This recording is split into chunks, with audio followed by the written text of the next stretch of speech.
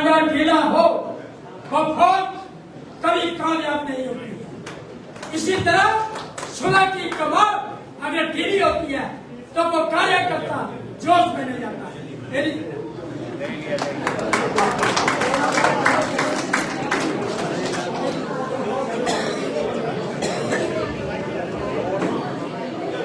भैया बैठ जाइए, आप बैठो बैठो सारे बैठ जाओ, आ जाओ।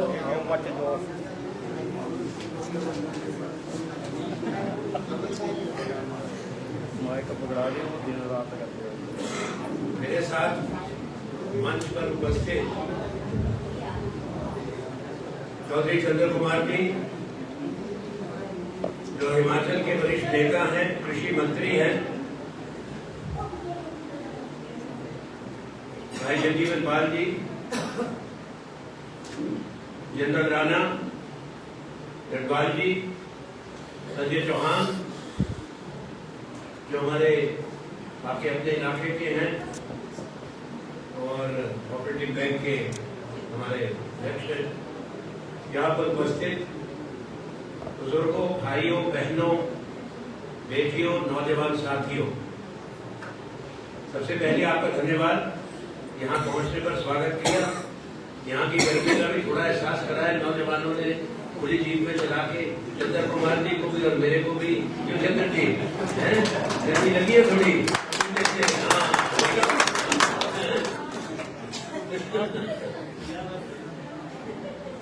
ये चुनाव का वक्त है, इलेक्शंस का।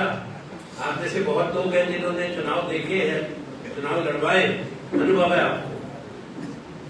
इस चुनाव का एक विशेष महत्व है, देश दुनिया की निगाह है। मैं यहाँ कांग्रेस पार्टी के प्रत्याशी के रूप में हूँ आपके सामने, कांग्रेस पार्टी के नेतृत्व के आदेश पर और हमारे साथियों के सामूहिक आग्रह पर। मैं एक व्यक्ति विशेष के रूप में नहीं हूँ, भारतीय राष्ट्रीय कांग्रेस, उसकी विचारधारा, उसकी सोच से जुड़ा व्यक्ति हूँ। आज जो मुल्क के हालात हैं उसको देखते हुए ये चुनाव तय करेगा अगले 5 साल, और मैं समझता हूं उसके भी आगे।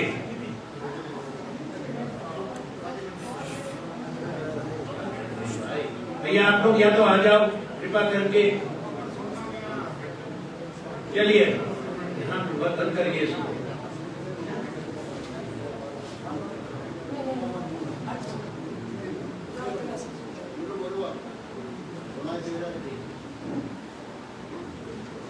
पहले जितने साथी हैं गंभीरता से बात सुने, थोड़े शब्दों में हम अपनी बात कह के जाएंगे।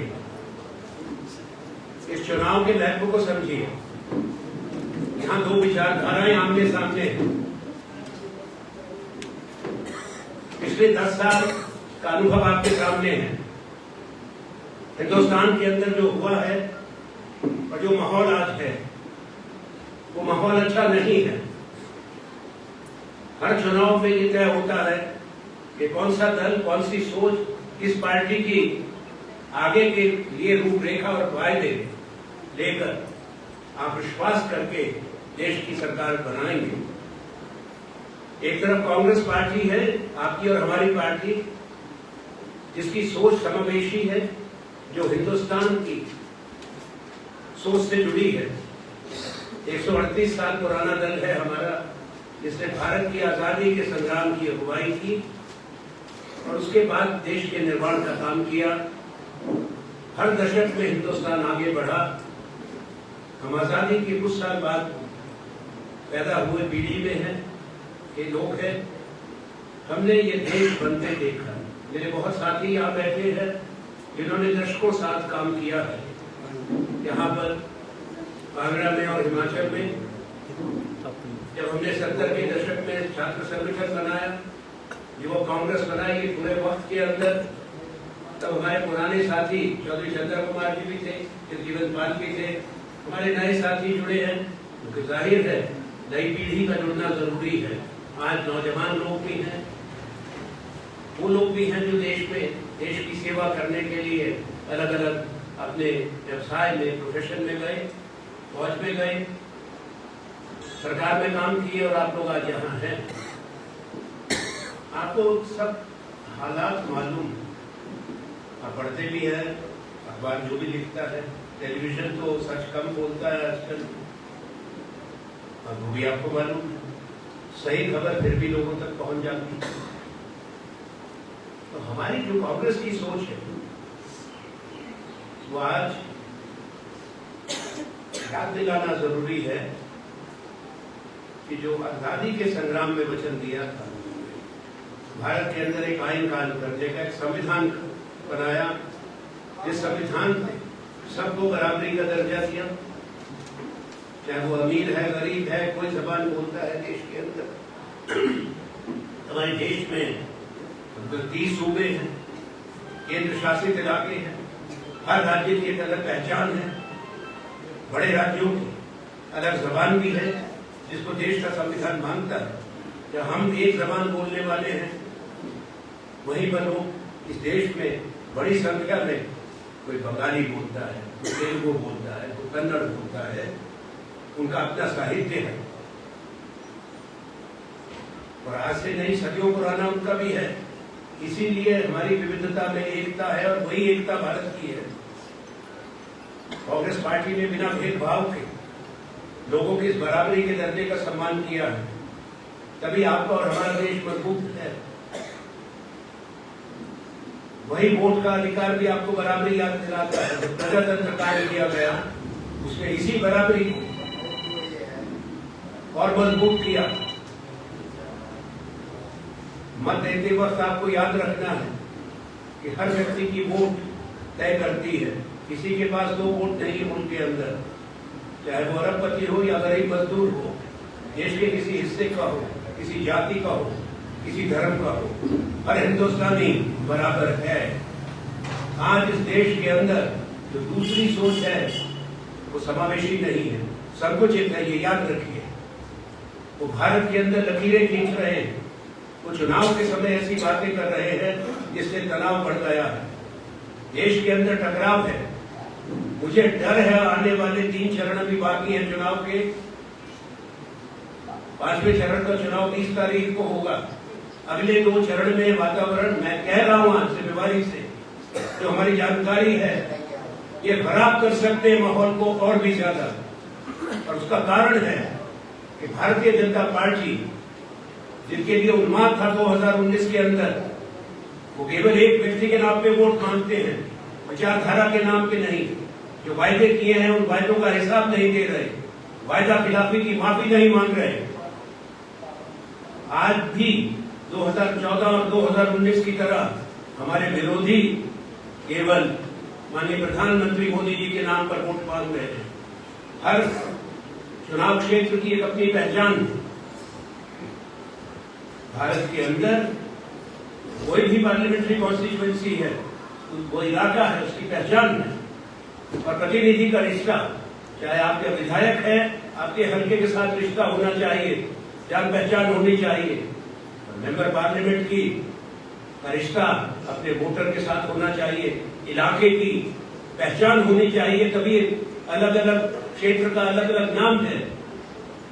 क्या प्रधानमंत्री भारत की 543 लोकसभा सीटों को इंसाफ दे सकते हैं? क्या 543 सीटों के वो प्रतिनिधि बन सकते हैं?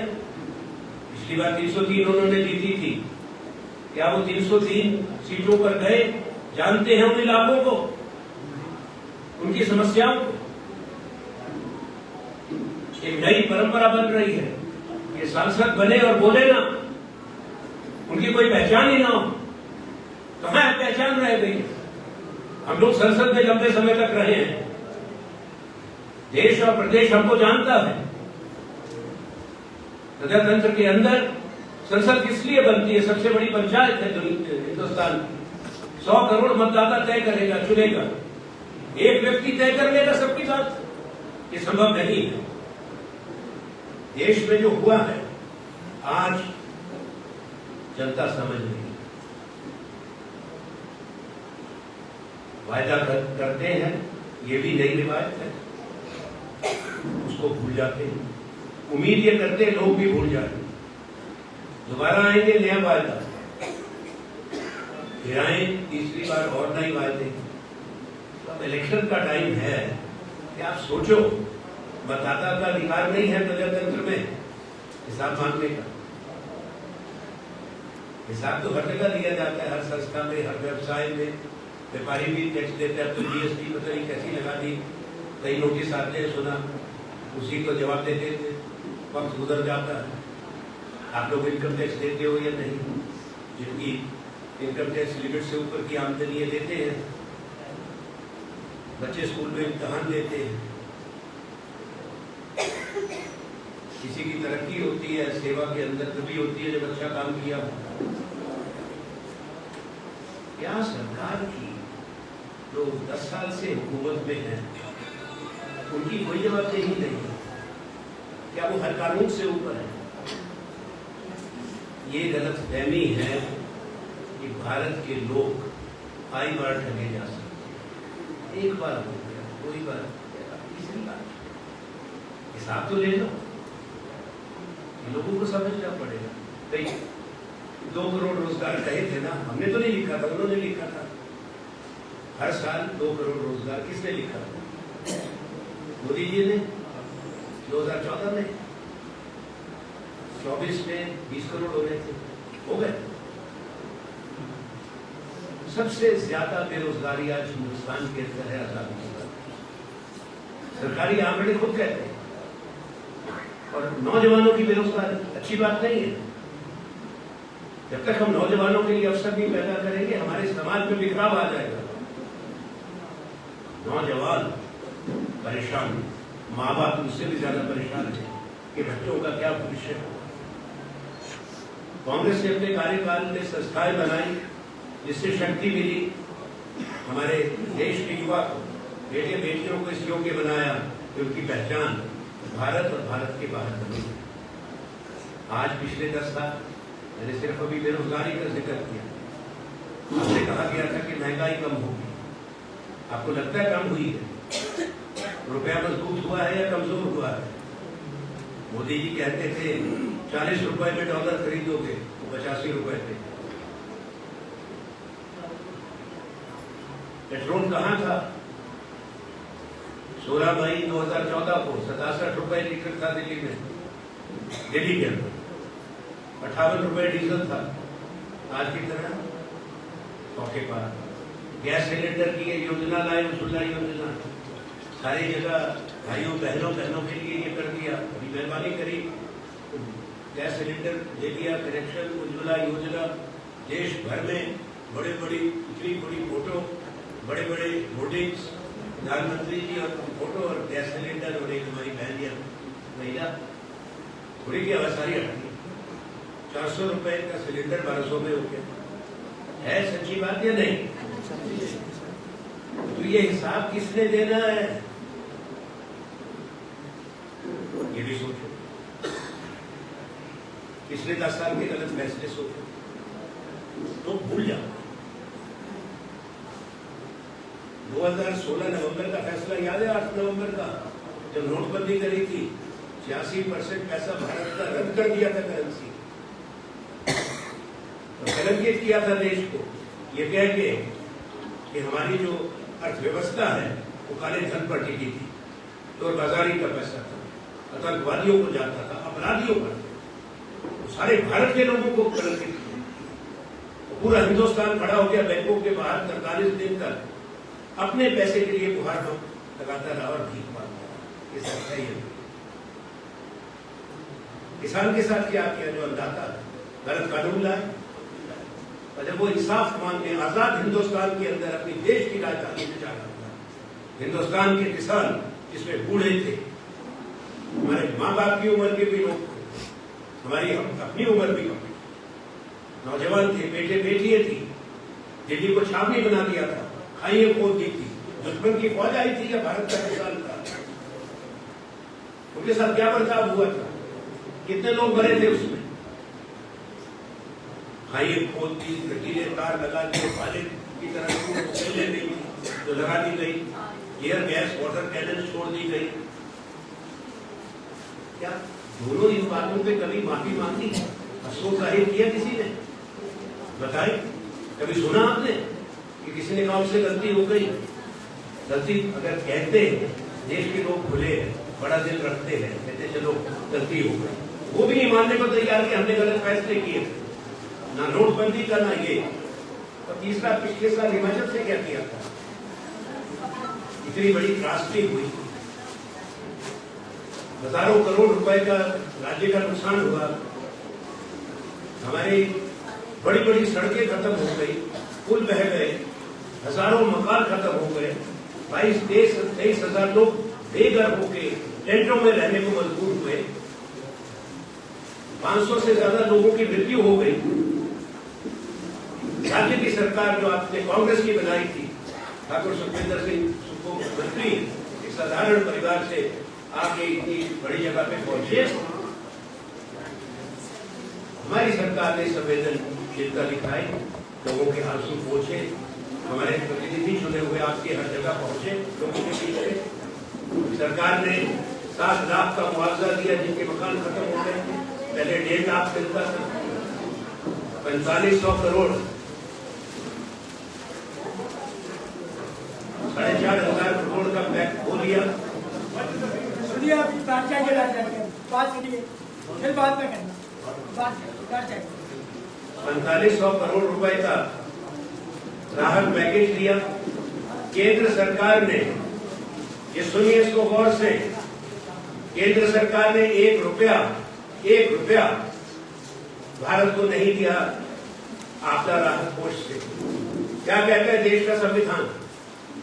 हर राज्य को अधिकार है जहां आपदा आती है, जहां भारतीय जनता पार्टी की सरकार, वहां तो फौरन पूरा देश की ताकत लगा दी जाती है, जहां कुछ भी ना हुआ हो। और हिमाचल के साथ जो हुआ, वहां पर संवेदनहीन रही दिल्ली की सरकार, हमको हमारे हक से वंचित किया गया। और आज भी एक शब्द कहा गया, मैं तीसरी सिर्फ बात कह रहा हूं, सूची बड़ी लंबी है। हिमाचल के लोगों को माफी मांग लेते हैं जब से गलती हो गई। कहाँ है? सुना आपने से किसी ने? प्रधानमंत्री जी को, गृह मंत्री जी को, उनके नेतृत्व को कहते हैं कि हिमाचल वासियों को माफ कर दो, हमसे गलती। सुना आपने से किसी ने? तो हाथ पर रख लो। फिर वोट किस चीज के लिए मांगने आ रहे हैं? हमारा हक नहीं था, ये उनके किसी दल का पैसा नहीं है, वो हिंदुस्तान का पैसा है, हमारा बराबर का अधिकार था, हमारे साथ अन्याय हुआ। देश के सामने और बड़े विषय है। हमारी इसी हिमाचल की सरकार को, जो आपके आशीर्वाद से बनी थी, बीजेपी सिद्धांतवादी पार्टी है, सब जगह चुनी हुई सरकारें गिराई, उत्तराखंड, कर्नाटक, मध्य प्रदेश, अरुणाचल, ऑपरेशन लोटस, फौजी भी करते ऑपरेशन, क्यों जनरल साहब? वो तो ऑपरेशन होता है दुश्मन के खिलाफ। प्रजातंत्र में सरकार गिराने का वो भी गरीब प्रोकत करके, दल बदल करके, जनता की चुनी सरकार पिछले दरवाजे आके सरकार। हिमाचल में बधाई देता हूँ हमारे विधायकों को, बैठे आपके सामने हमारे वरिष्ठ मंत्री जी, ये सरकार बची, कायम है। और ये गलत प्रचार कर रहे हैं कि अब आएगा, थोड़े दिन की बात है ना, थोड़े दिन की बात तुम्हारे लिए है। दिल्ली में भी, शिमला की तो बात भूल जाओ, शिमला में सरकार हमारी कांग्रेस की रहेगी, वही सुखविंदर सिंह सुक्खू मुख्यमंत्री रहेंगे। हिमाचल की जनता फैसला करेगी। हमारे राज्य ने कभी इस चीज को बढ़ावा नहीं दिया। वोटर को ये बात अच्छी नहीं लगती कि हमने वोट दिया, सरकार बनाई, जिस सरकार ने अपने वायदे पूरे किए, ओल्ड पेंशन स्कीम लागू करी, आज हमारी माताओं बहनों बेटियों को 1500 रुपए का फॉर्म भराए जा रहे हैं, मिल जाएंगे।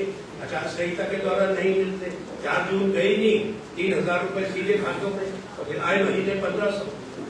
लोगों को ये बात पसंद नहीं है, जिस तरह से बेईमानी से, धोखे से एक सरकार को गिराने की चेष्टा की। तो आने वाला वक्त बताए, तो देश के लिए ये वोट जो बड़ा पड़ रहा है, उसके बारे में सोचो, हिसाब मांग लेना जब आएंगे। सारी चीजें जो मैं कहते जा रहा हूँ, आज तो वो तो अपनी दुनिया में है। सोचते हैं कि हिंदुस्तान के लोगों को, मतदाता को, तो जो हम कहेंगे उसको मान लेंगे सच। कितने साल सुनते रहोगे 10 साल के बाद? अब तो वो अपने प्रचार में बह गए। ये भी गंभीर बात है। तो सोचते हैं कि जो हम बोल रहे हैं चारों तरफ भी जो उनके पास बैठते हैं सलाहकार, देश बिल्कुल ठीक है, देश में महंगाई खत्म हो गई के लिए हो गई, बेरोजगारी खत्म हो गई, सब लोग खुश हैं, सब लोग खुश हैं, अच्छे दिन आ गए के लिए आ गए। अब वो तो मानते हैं कि ये कांग्रेस वाले क्या कह रहे हैं, किस चीज का हिसाब मांग रहे हैं। याद है ना, अच्छे दिन भी उन्हीं के शब्द थे, एक भारत श्रेष्ठ भारत। उसी भारत के अंदर ये लकीरें खींच रहे हैं, उत्तर और दक्षिण के बीच में, समाज में, जात के नाम पे, धर्म के नाम पे। और इसीलिए आने वाले दिनों में और करने वाले, ये भी याद रखना। हम जो कहते हैं पूरा वायदा करते हैं, तो बीजेपी भी यही बात कह रही है कि हम जो कहते हैं करते हैं। इसीलिए मैं फिर कहता हूं कि उनसे पूछो भाई क्या कहा था। हमने तो मनरेगा का कानून बनाया, हमने बनाया ना कांग्रेस ने। डॉक्टर मनमोहन सिंह प्रधानमंत्री थे, नबी वजीर था, उसने कैबिनेट मिनिस्टर था। खाद्य सुरक्षा का अधिकार दिया, कानून बना के किसने दिया था? हमने दिया था।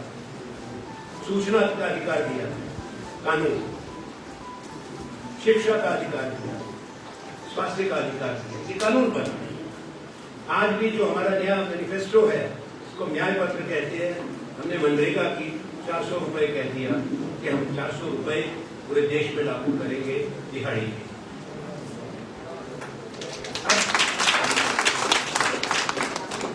ये सोचो कि महामारी आई थी देश में, उस महामारी में अगर मनरेगा ना होता, खाद्य सुरक्षा का कानून ना होता, तो गरीब और मजदूर का क्या हाल होता? जरा सोचिए। इन्होंने तो बड़ी बातें कही थी, मैंने सुना थी, किसान की आमदनी भी दुगनी नहीं हुई। मैं भूल गया था ये बात, वो भी आपको पता है। हमने अब जो नई बातें कही हैं, उसमें किसान के लिए MSP की गारंटी का कानून बनेगा। महिलाओं के लिए बिना किसी भेदभाव के एक गरीब घर की, हर गरीब घर की एक महिला को गृह लक्ष्मी योजना के तहत 1 लाख रुपया मिलेगा। ये कांग्रेस का वचन दिया। नौजवानों के लिए बहुत बड़ा अलग से बजट रखा है, रोजगार के अवसर पैदा करने का।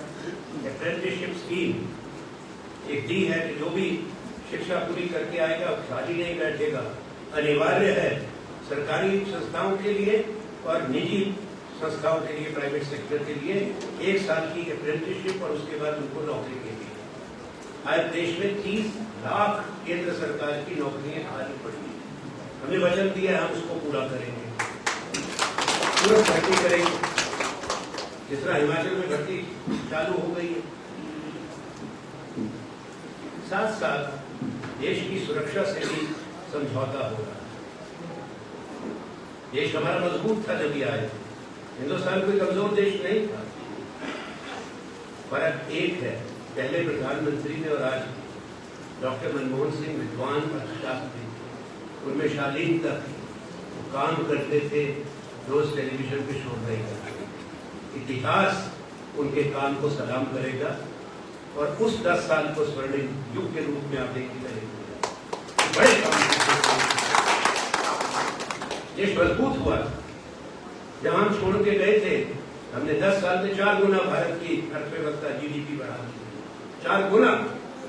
आपका और मेरा मुल्क पहला देश बना था दुनिया के अंदर, इन्होंने 10 साल में दुगनी भी नहीं करी। और तो ऐसा है कि काम हो। जो मैं बातें कहता हूं वो सत्य और तथ्य पर आधारित। मैं कभी एक भी शब्द ऐसा नहीं कहता जिस शब्द को कोई चुनौती दे सके। ये अकाट्य सत्य है। इसलिए आने वाले समय में सोचना पड़ेगा। ये भी गंभीरता से सोचो कि अभी तो इलेक्शन हुआ नहीं, क्या बोला जा रहा है? इलेक्शन नोटिफाई नहीं हुआ, कह दिया 400 पार। इसकी सुना है कभी? जनादेश का अपमान है, मतदाता का अपमान है, संविधान का अपमान है कि तुम कौन हो? वोट किस लिए मांगने वाले? तुम 400 पार तो हो गए, ये नहीं होने 300 पार भी, ये नहीं होने 200 पार भी। लोग समझ गए हैं इस बार। पहले तो कहते हमारी हवा, इस बार हवा निकल रही है, आपको भी पता है, लोग समझ गए। एक सीमा अहंकार है, अपनी दुनिया में चले गए। हिंदुस्तान का बताता तो कुछ नहीं पता, फिर ठगा जाएगा मेरे को। 400 क्यों लोगे, संविधान बदल अभी 3 चरण बाकी है मतदान के। परसों कह दिया भारत के गृह मंत्री ने, ये जो 4 चरण हुए हैं उसमें हमको बहुमत मिल गया। सुना था आपने? सुना था? तो मशीनें बंद पड़ी हैं, 1 जून सवेरे खुलनी है, अभी सील बंद है। तो गृह मंत्री ने कैसे मशीनें खुलवा दी थी देश में? कैसे पता है भाई? 400 के उनको सवाल हो गया, 400 क्यों? संविधान बदले। याद रखना, आखिरी चुनाव होगा, भारत की संसद है, प्रणाली बदल रही है, संसदीय प्रणाली नहीं, वो चाहते नहीं, या व्यक्तिवाद की बात है, प्रजातंत्र की बात नहीं। ये और भी गंभीर।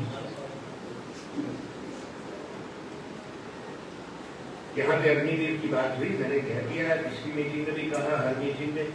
ये बताओ कि जो मैं जगह जगह जाके और मेरे साथी बात कर रहे हैं, सोशल मीडिया पे तो कम से कम कुछ आपको पहुंच जाता होगा। लोग कह रहे हैं हमने तो जबान दी है अपने मैनिफेस्टो पे, 4 साल के लिए थोड़े अपने बेटों को भेजेंगे, तो बेटियां फौज पे जाती हैं, बेटे भी है। 22 साल की उम्र में रिटायर होके आ जाते हैं। 22 साल की उम्र में कोई रिटायर होता है, फिर क्या होगा? पेंशन नहीं मिलेगी, प्राण निछावर करेगा, शहीद का दर्जा नहीं मिलेगा, फौज की कैंटीन से राशन नहीं मिलेगा। मेरे पास मेरे सुरक्षा कर्मी हैं वर्षों से, उसमें रिटायर्ड फौजी भी है। तो वैसे एक ने बताया कि साहब कुछ करो, मैं कभी बता साहब ये बड़ी खराब है, तो हमारा शब्द प्रभावशाली है, मैं भी समझता हूँ कि गलत है।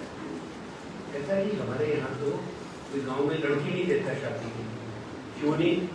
कि कच्चा फौजी है, पक्का फौजी है, अगर उसकी पेंशन ही नहीं है, रिटायर भी हो गया, तो किसने करनी शादी? पहाड़ जैसी जिंदगी बच्चों के सामने खड़ी है। अभी एक जीवन पाल पिछली मीटिंग में कह रहे थे कि किसी ने प्राण त्यागे देश के लिए, कुर्बानी दी, शहीद का दर्जा नहीं मिला, कोई सलामी नहीं मिली, माता पिता को कुछ नहीं मिला। इसीलिए हमने कहा है हम आएंगे, आते ही इसको खारिज करेंगे। पुरानी भर्ती होती, हर सुविधा फौजी को मिलेगी। देश की सुरक्षा से मजाक कर रहे हैं, बोलते बहुत कहकर कर क्या रहे हैं? सोचो, अब तो अजीब बात कह रहे हैं। मैं अभी आज सबसे जनरल साहब से, चौधरी साहब से कह रहा था, मैं तो अखबार आजकल ज्यादा पढ़ नहीं पा रहा हूँ, गाड़ी में रखा हूँ तो थोड़ा सा देखती है सुर्खियां, बड़ी बड़ी सुर्खियां जिंदगी के अखबार में। प्रधानमंत्री जी का बयान जो बड़ी उनके ऊपर उसको बड़ी जिम्मेवारी से बोलना पड़ा। हम आज भी एक एक शब्द सोच के बोलते हैं क्या कहते।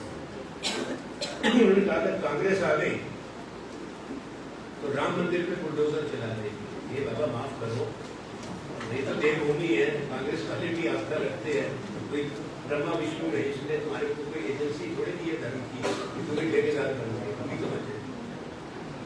पर बुलडोजर की बात हमारे से क्यों कहते हो? तो जब आप इन्होंने योगी बाबा बैठाया है तो बुलडोजर तो वो लेके चलता है, कांग्रेस पार्टी ही लोगों के घर गिराती बुलडोजर से, हमारा ये काम नहीं है। एक तो ये बात, और 2 बातें कह दी। वीर जी आपने भी सुनी होगी सब, कोई और आदमी कहे ना कि इनके कार्यकर्ता ने कह दी और कह दिया, कोई जोश में किसी भी हालात में कुछ बात कह दी, तो जब इतने बड़े पद से ऐसी बात आए तो चिंता भी होती है। महिलाओं को, बहनों को, बेटियों को, तो कांग्रेस आएगी बड़ा मंगलसूत्र छीन लीजिए भाई, बात करो। 70 साल में कांग्रेस ने किसी का मंगलसूत्र उतारे। प्रधानमंत्री जी को एक महिला का तो नाम दे दो, बल्कि खुशहाली लाए और पति ससुराल वाले अच्छे मंगलसूत्र बना के हमारी बहन बेटियों को मिलते रहे हैं। जब दूसरा 24 साल में बड़ी अच्छी तरह से चर्चा करके सुनाया था, मैं बताता हूँ ताकि अगर कांग्रेस की ऐसी सोच है कि जिसने बनाया इतना बड़ा देश, परमाणु शक्ति, अंतरिक्ष शक्ति, बड़े बड़े उद्योग हमने यहाँ हिमाचल में आपको हमारा पूरा मिलेगा। बड़ी संस्थाएं बनाई हैं, उसमें कांगड़ा भी शामिल है।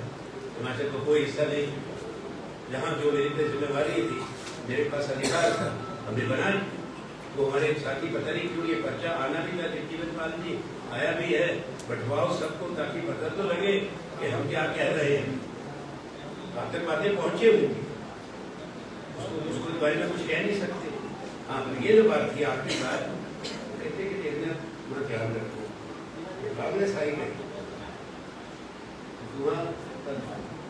आज 2 पैसे कांग्रेस ने देश में 11 करोड़ भैंस है, 5.5 करोड़ भैंस कांग्रेस पार्टी छीन ली। चाहे हमारे गांधी जी है, राहुल गांधी, प्रियंका गांधी, चौधरी चंद्र कुमार, सुरेंद्र सिंह, मैं भी, हमारे दूसरे मुख्यमंत्री, क्या ऐसा छीन के नवेले बढ़े या सरकार चलानी है?